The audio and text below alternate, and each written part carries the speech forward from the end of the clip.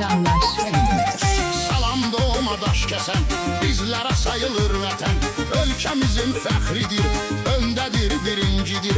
Öz panoramasıyla, səpsərin havasıyla xarici xatırladır, gözəllik ardərdadır.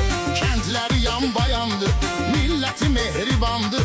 Qonaqpərvər məkandır, daş kəsən bizə candır.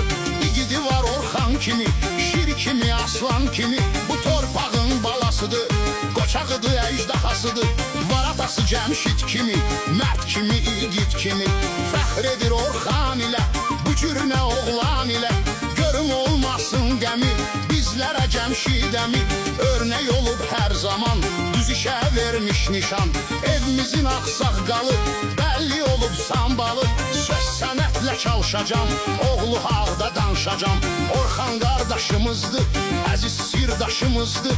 Özünə seçibdi ölkə, Rusiyadadır bu dəqiqə. Aksayda salmış məkan, Allahı olsun təkan. Çox hörmətli oğuldu, o qiymətli oğuldu. Dostlarına köməkdi, həmişə arxa dirəkdi. Əl tutub çox insana, layiq olub ad sana.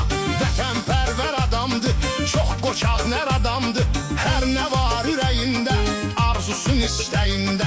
Allah qəbul eyləyər, hamı amin söyləyər. Bu yazdığım meyxana, həss olundu Orxana. Xoş xəbərləri gəlsin, nə işi varsa düzəlsin.